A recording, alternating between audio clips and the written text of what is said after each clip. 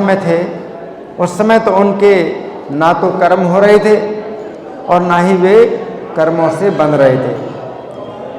परंतु जिस समय श्री कृष्ण सृष्टि के प्रारंभ में सभी जीवों को उत्पन्न करते हैं उस समय उन जीवों के कर्म भी बनने लगते हैं और वे कर्मों से भी बंधने लगते हैं।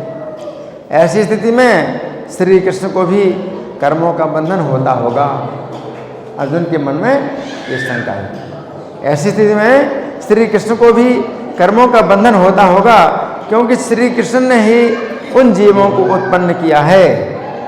तो अंतर्यामी होने के कारण श्री कृष्ण अर्जुन के संशय को समझ गए।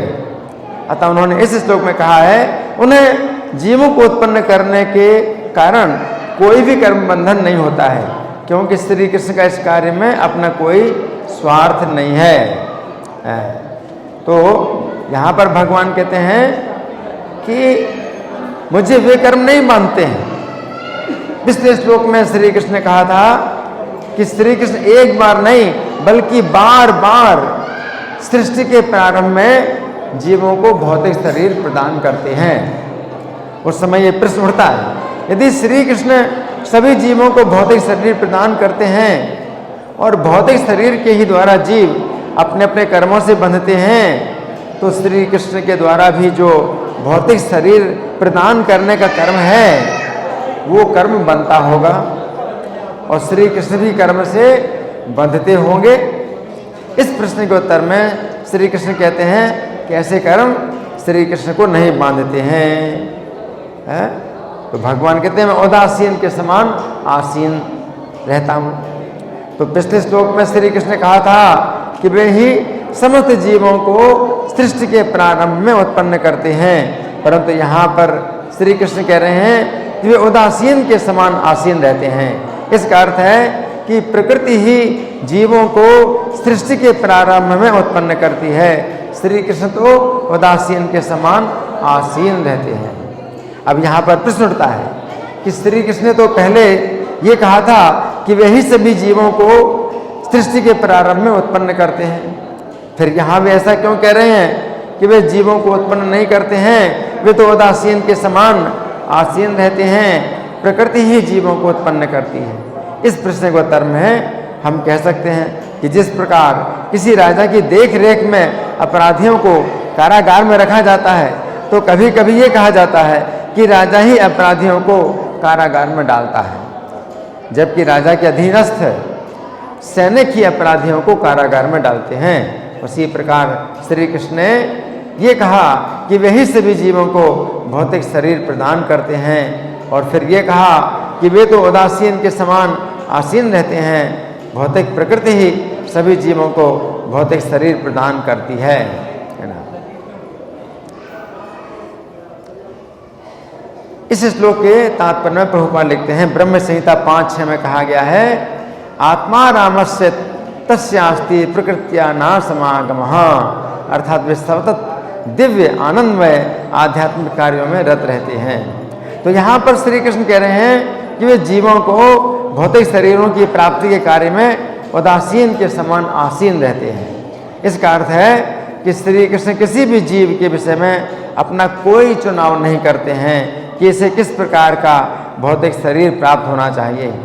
प्रत्येक जीव की अपनी इच्छा तथा अपने कर्म के अनुसार भौतिक प्रकृति शरीर प्रदान करती है।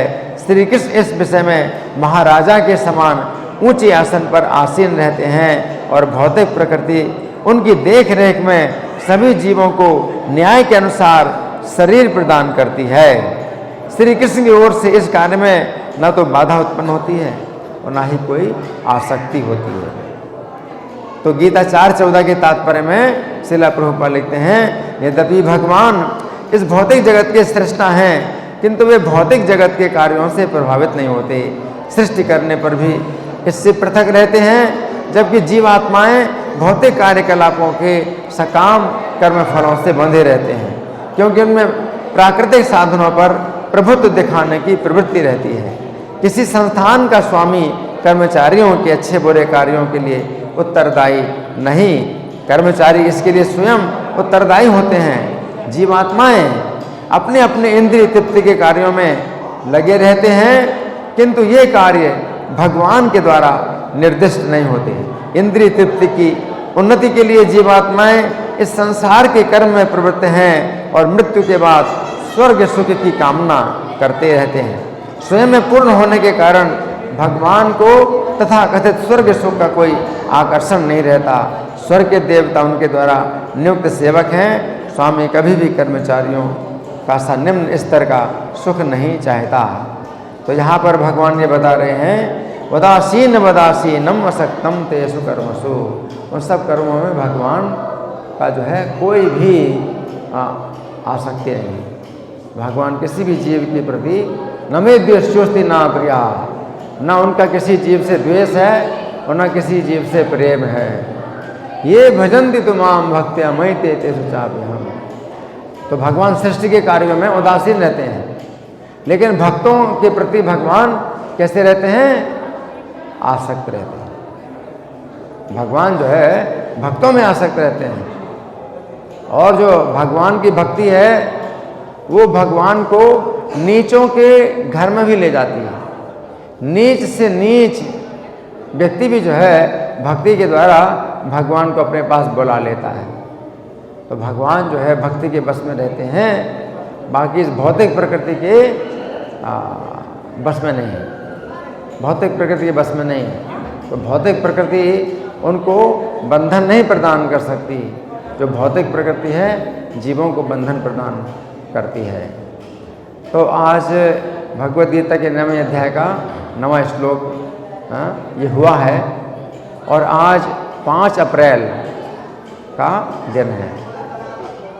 तो अब अगर विचार किया जाए तो 25 साल पहले जब भगवान यहाँ पर आए, गौर निताई और सीताराम लक्ष्मण हनुमान आए, तो वो 5 अप्रैल 1998 का दिन था। तारीख के अनुसार आज 25 साल पूरे हुए। तिथि के अनुसार रामनवमी की तिथि, तो रामनवमी की तिथि किस तारीख को थी? 30 मार्च को। तो 30 मार्च को थी रामनवमी।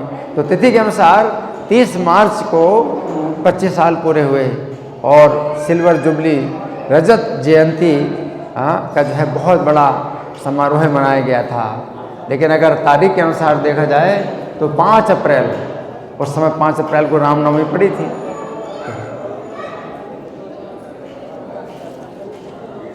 तो 5 अप्रैल को राधा पार्थसारथी का तो 25 साल पूरा हुआ था। और गौर निताई और सीताराम लक्ष्मण हनुमान इनका जो है बिल्कुल स्थापना हुई। तो गौर निताई हमारे जो है 25 साल के हो गए हैं और सीताराम लक्ष्मण हनुमान राम दरबार 25 साल का हो गया।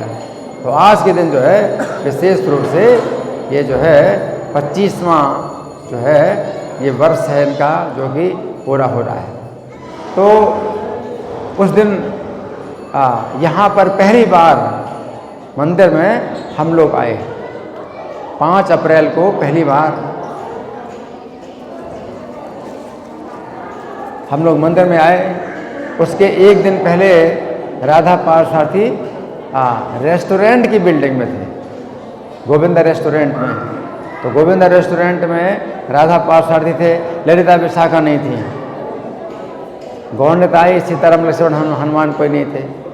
लेकिन 5 अप्रैल 1998 को राधा पार्थसारथी के साथ ललिता विशाखा भी आ गए और यहाँ गौर निताई और प्रभुपाद और भक्ति सिद्धांत सरस्वती ठाकुर आ गए और यहाँ पर सीताराम लक्ष्मण हनुमान आ गए। तो सवेरे 8 बजे अभिषेक हुआ था, तीनों अल्टरों का अभिषेक हुआ था। तो राधा पार्थसारथी उस समय पहचाने नहीं जा रहे थे। ऐसा लगता था कि बहुत छोटे से अर्चा विग्रह हैं। उनको जो है बिल्कुल वस्त्र जो है थोड़ा सा वस्त्र था कमर में और बाकी जो है पूरे जो है वो वस्त्र रहित थे और अभिषेक हो रहा था। बड़े अर्चा विग्रहों का अभिषेक हो रहा था सवेरे 8 बजे। तो पब्लिक ज़्यादा नहीं आई थी। पब्लिक में हालांकि सूचना मिल गई थी, लेकिन सवेरे रामनवमी का दिन था और सवेरे 8 बजे पब्लिक नहीं आई थी और यहाँ हम लोग बड़े आराम से बैठे हुए सब दर्शन कर रहे थे, पब्लिक नहीं आई थी। लेकिन तो भी ये भरा हुआ था। क्यों? क्योंकि दूसरे मंदिरों से बहुत भक्त आए हुए थे, तो वो भक्त जो है बैठे हुए थे, किसी प्रकार की बाधा नहीं हो रही थी, कोई शोरगुल नहीं हो रहा था, कोई भीड़ नहीं, कोई खड़ा नहीं था। तो बहुत जो है शांतिपूर्वक कीर्तन हो रहा था और यहाँ पर अभिषेक हो रहा था। उसके बाद फिर दोपहर में, अच्छा हाँ, उस दिन क्या हुआ था, अटल बिहारी वाजपेयी को आना था, अटल बिहारी वाजपेयी को आना था। तो पूरे मंदिर की जो है वो घेराबंदी हो गई थी कि पब्लिक आ नहीं सकती। उस दिन जो है जब तक अटल बिहारी वाजपेयी जो प्रधानमंत्री थे,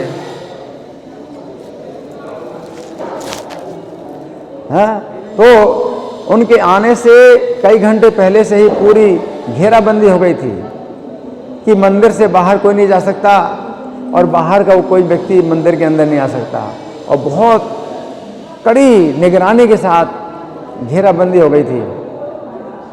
तो अभिषेक जो हुआ था तो पब्लिक में तो कोई आया ही नहीं, पब्लिक कोई नहीं आई थी। लेकिन हाँ, जितने भी मंदिर के भक्त और दूसरे मंदिर के जो भक्त लोग आए हुए थे और महाराज सन्यासी लोग आए हुए थे जो कि गेस्ट हाउस में ठहरे हुए थे, तो उन सब ने जो है अभिषेक किया था और दर्शन किया था। और जब अटल बिहारी वाजपेयी आए तो ऑडिटोरियम में उनका जो है प्रवचन हुआ था। उस समय हम लोग कमरे में बैठे हुए थे, तो पुलिस के आदमी जो है हमारे कमरे के बाहर भी लगे थे, और हमसे कहा था कि आप लोग कमरे से बाहर नहीं निकलना। तो हमारे कमरे में कई लोग जो है पहले से आए हुए थे, बाहर से आए हुए थे, तो हम लोग राम की चर्चा, राम कथा कर रहे थे अपने कमरे में, और अटल बिहारी वाजपेयी का जो है काफ़ी लंबा प्रवचन उधर हुआ था, ऑडिटोरियम में हुआ था। और फिर दोपहर में जब वो चले गए, अटल बिहारी वाजपेयी चले गए, तब भीड़ बहुत तेज उमड़ी, क्योंकि रामनवमी का दिन था ही। तो फिर जो है बहुत भीड़ आई, बहुत ज़्यादा भीड़ आई। तो यहाँ पर भगवान का दर्शन, गौरनिताय का दर्शन और राम दरबार का दर्शन और राधा पार्षार्थी ललिता विशाखा का दर्शन इतना सुंदर था, इतना सुंदर था कि आंखें हटती नहीं थी देखने में, बहुत सुंदर दर्शन था। तो उस समय सवेरे भी कोई प्रवचन नहीं हुआ, क्योंकि सवेरे 8 बजे से अभिषेक हुआ था, तो कोई क्लास नहीं हुआ सवेरे।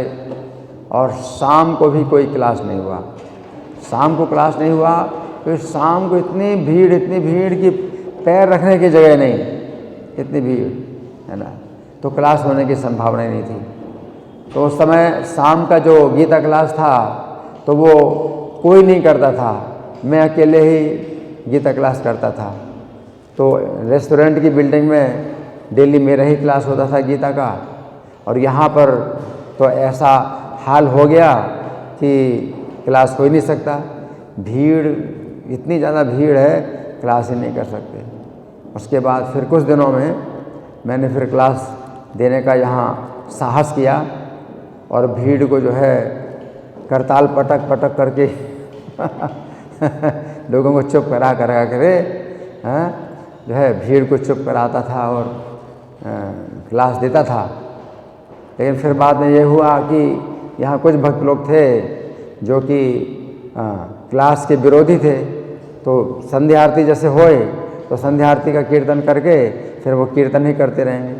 अब कीर्तन करते रहेंगे तो उनका कुछ पता ही नहीं कि भाई वो कीर्तन कब बंद करेंगे तब क्लास होगा, कोई समय नहीं था, निश्चित नहीं था। तो मेरे लिए फिर बड़ी समस्या हो गई, कोई यहाँ तो क्लास ही नहीं करने देते। फिर मैंने मंदिर की मैनेजमेंट से बात की कि भाई आप शेड्यूल बनाओ गीता क्लास का, कि किस दिन किसका क्लास होगा। तो मैं रहूँगा तो मैं जो है कम से कम क्लास की रक्षा करूँगा। तो फिर तब से जो है 1998 में जो है फिर शेड्यूल बनाया गया शाम को गीता क्लास का कि भाई किस दिन कौन क्लास देंगे। और फिर कीर्तन भी बंद करने का भी नियम बनाया गया कि कीर्तन बंद होना चाहिए। तो कीर्तन ठीक समय पर बंद होना चाहिए। 8 बजे कीर्तन हर हालत में बंद होना है। 8 बजे कीर्तन बंद होना है और 8 से 9 जो है गीता क्लास होगा। तो पहले जब मंदिर नीचे था तो शाम को रात्रि को जाड़ों में 8 बजे मंदिर बंद हो जाता था और गर्मियों में 8:30 बजे मंदिर बंद होता था। लेकिन जब यहाँ पर आए राधा पार्थ साथी ललिता विशाखा, तो रात को इतनी भीड़ होने लगी कि फिर उसी दिन से, जिस दिन से ये मंदिर शुरू हुआ, तो रात में 9 बजे मंदिर बंद हुआ। तब से इस नए मंदिर में हमेशा 9 बजे मंदिर बंद होता है। नहीं तो दूसरे मंदिरों में क्या होता है कि 8 बजे, जाड़ों में 8 बजे ही मंदिर बंद हो जाता है और गर्मियों में 8:30 बजे मंदिर बंद हो जाता है। तो ये जो मंदिर जब से चालू हुआ है तब से बहुत भीड़ आने लगी और भगवान का जो है सौंदर्य इतना जो है नया रहता है, हमेशा नया सौंदर्य रहता है भगवान का। तो लोग जो है दर्शन करने आते हैं और फिर नए नए लोग और आते हैं दर्शन करने। दर्शनार्थियों की संख्या बढ़ती जाती है। इसलिए अब आजकल तो रामनवमी में क्या होता है कि सब पाइप लगाए जाते हैं कि भाई भीड़ जो है इकट्ठी ना हो, तो दर्शनार्थियों को जो है निकालते रहो। तो इस तरह से पाइप के द्वारा निकाला जाता है लोगों को। तो इस तरह से मंदिर की जो व्यवस्था है वो भीड़ को नियंत्रित करने के लिए इस प्रकार से चल रही है। तो आज जो है 25 साल पूरे हुए हैं अगर हम तारीख के अनुसार विचार करें। और सन 73 में 11 नवंबर, शायद 11 नवंबर को राधा पार्थ सारथी की स्थापना हुई थी सन 73 में। तो उनके 50 साल पूरे होंगे उस समय जब 11 नवंबर 1973 की तारीख आएगी और तिथि के अनुसार भी कुछ होगा तो 50 साल पूरे होंगे राधा पार्थ सारथी को। तो श्री राधा पार्थ सारथी मंदिर उद्घाटन महामहोत्सव की श्रील प्रभुपाद की। हरे कृष्ण।